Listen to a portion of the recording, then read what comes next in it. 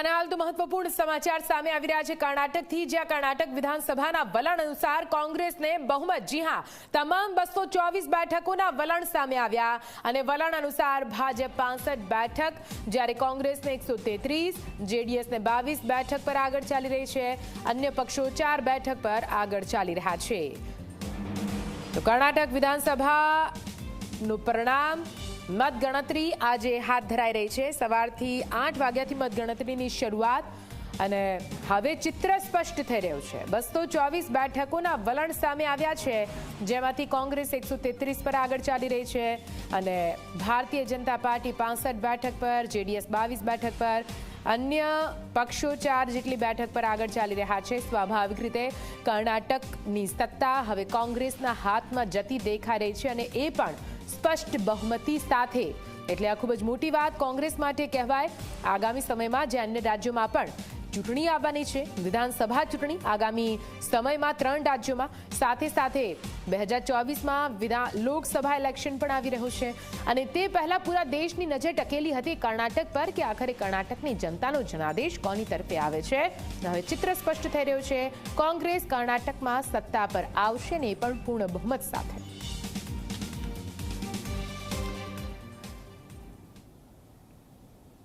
તો મુખ્યમંત્રી બસવરાજ બોમ્મઈએ મોટું નિવેદન આપ્યું છે. મહત્વપૂર્ણ સમાચાર સામે આવી રહ્યા છે, જ્યાં મુખ્યમંત્રી બસવરાજ બોમ્મઈએ હારની જવાબદારી સ્વીકારી છે. જી હા, હારની જવાબદારી ભારતીય જનતા પાર્ટીએ સ્વીકારી લીધી છે.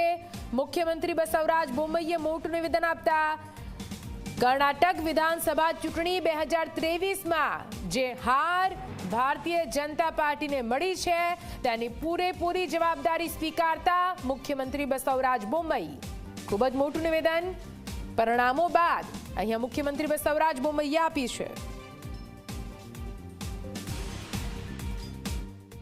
Yeah, the results are now coming in the final stages. We have been not able to make the mark in spite of a lot of efforts have been put up by everybody,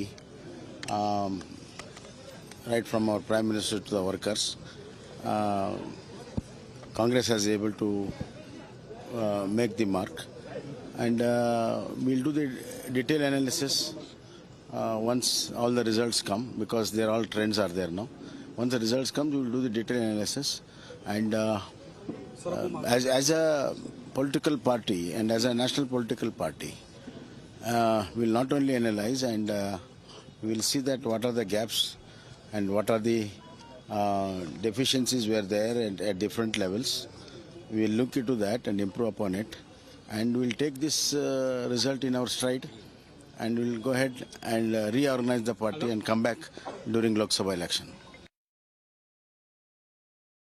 कार्यकर्ताओं का, स्थानीय नेताओं का और मल्लिकार्जुन खड़गे जिनके नेतृत्व में राष्ट्रीय अध्यक्ष हमारे हैं, सोनिया गांधी का जाना गेम चेंजर था. राहुल गांधी ने जितनी मेहनत की और प्रियंका गांधी ने जिस तरह लोगों को जोड़ा, और सभी स्थानीय नेताओं को, मैं तो एक एक कार्यकर्ता को इसका श्रेय देता हूं. नेतृत्व श्रेय पूरे कांग्रेस पार्टी के लीडरशिप की है. यहाँ पे we are confident that we are forming the government, and लोगों ने यहाँ पे एक भ्रष्ट सरकार को नकार दिया है. लोगों ने जनता की सरकार, एक ऐसी सरकार कांग्रेस पार्टी जब बनेगी, जो जितने वादे कांग्रेस पार्टी ने किए हैं वो सारे वादे पे हम खरे उतरेंगे. एक ऐसी सरकार को लोगों ने चुनने का फैसला कर दिया. ये जो रुझान है वो यही दिखा रहा है. I credit my party cadres and all my leaders. They have worked hard. People have exposed faith in us, and the leaders have supported us.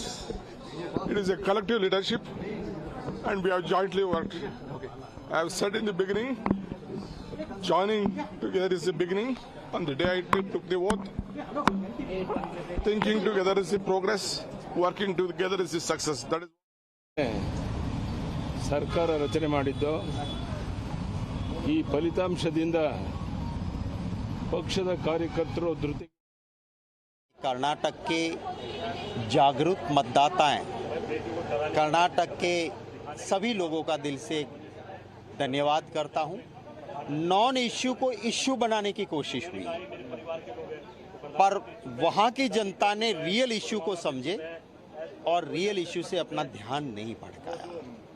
प्रधानमंत्री जी ने कहा कि वोट देने जाओ तो बजरंग बली का नाम दे के बटन दबाना। मतदाताओं ने वही किया और बजरंग बली ने सही समझ दी। जब बटन दबा रहे थे और बजरंग बली बोले तो बजरंग बली ने कहा कि तोड़ इन भ्रष्टाचारियों की नली, तोड़ इन भाजपा की नली, और कांग्रेस को वोट दिए। कि मजहब हमारे दिल में है, बजरंग बली हमारे लिए भगवान है, पूजनीय है।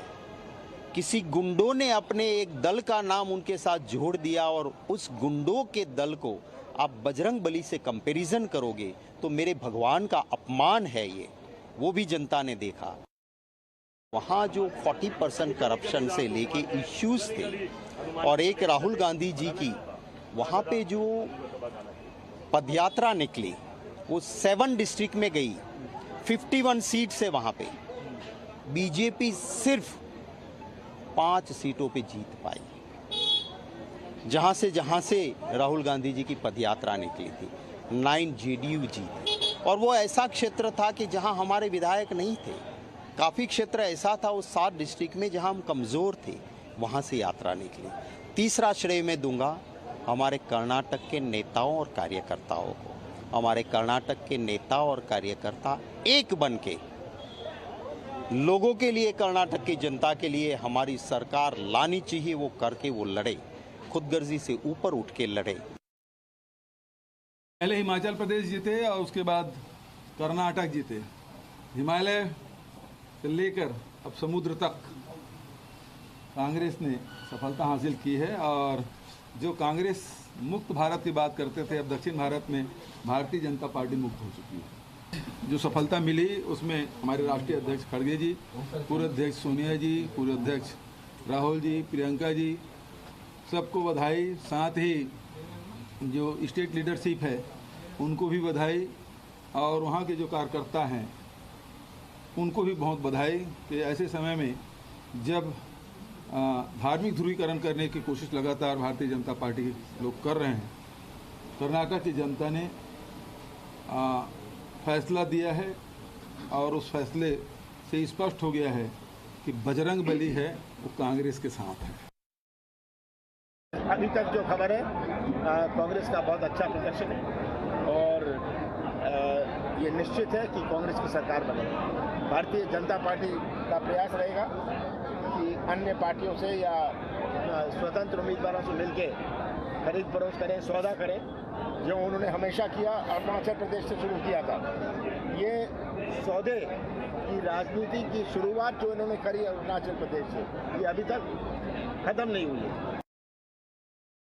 जनता जिसको वोट देगी, अब हाथ कंगन को आरसी क्या, सत्ता किसी की बने किसी की ना बने, उससे ज़्यादा जरूरी है भारत के सनातन, और सनातन से पहचान है भारत का।